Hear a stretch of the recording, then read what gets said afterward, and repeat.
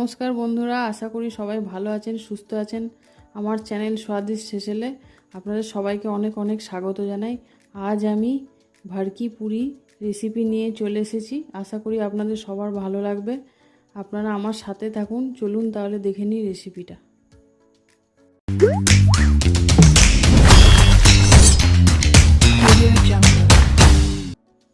দেখুন বন্ধুরা, এখানে আমি 400 গ্রাম ময়দা নিয়ে নিয়েছি। এরপর আমি 1 চামচ গোটা গোলমরিচ একটু ভেঙে নিয়েছি, ডাস্ট করে নিয়েছি, 1 চামচ তিল, সাদা তিল, আর 1 চামচ গোটা জিরে। আর নুনটা অবশ্যই স্বাদ মতো পরিমাণ মতো দিতে হবে। আর আমি এখানে কাঁচা যে ঘিটা হয় একটু গরম করে নিয়েছি। গরম করলে নিমকিটা ভালো খাস্তা হবে। পুরিটা দেখুন ভালোভাবে ময়ামটাকে মিশিয়ে নিতে হবে। দেখুন বন্ধুরা, হাতে করে এরকমভাবে একটু মুঠি করে দেখে নিতে হবে যেন এটা এরকম ডেলা হয়ে থাকবে। তখনই বুঝতে হবে যে ময়ানটা ভালোভাবে মাখা হয়ে গেছে। এবার আমি পরিমাণ মতো একটু একটু করে জল দিয়ে ডোটা মেখে নেবো ভালোভাবে। জলটা অবশ্যই পরিমাণ মতো দিতে হবে, খুব একটা শক্তও হবে না আর নরমও হবে না, ডোটা মিডিয়াম হবে। এবার দেখুন ভালোভাবে থেসে নিচ্ছি আমি ময়দাটাকে। এবার 10 মিনিটের জন্য আমি ঢাকা দিয়ে দিচ্ছি। 10 মিনিট পর ফিরে এলাম। দেখুন কত সুন্দর সফট হয়েছে। আরও ভালোভাবে একটুখানি আমি মেখে নেব ময়দাটা। এবার দুভাগে ভাগ করে নিলাম ময়দাটাকে, তাতে করতেও সুবিধা হবে। দেখুন এবার আমি একটা ছুরির সাহায্যে 6টা পিস করে নিচ্ছি। লেচি করে নেব 6টা লেচি, তাতে সুবিধা হবে করতে।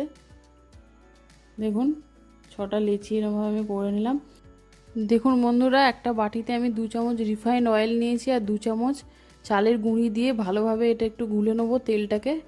এবার একটা লেচি নিয়ে আমি ভালোভাবে একটু পাতলা করে বেলে নেব। একটু পাতলা হলে বেশি সুন্দর হবে। দেখুন যতটা সম্ভব আমি পাতলা করে বেলে নিয়েছি।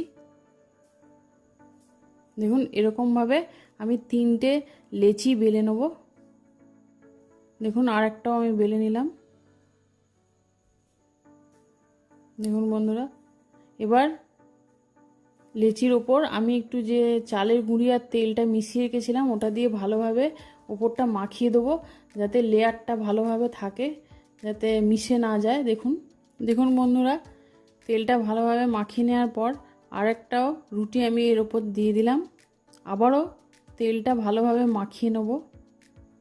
দেখুন 3টে রুটি এরকমভাবে করে আমি এরকম রোল করে নেব। রোল করে ভালোভাবে হাতে করে একটু এরকমভাবে ঘষে ঘষে সমান করে নিতে হবে। দেখুন ঠিক এরকম করে নেবেন।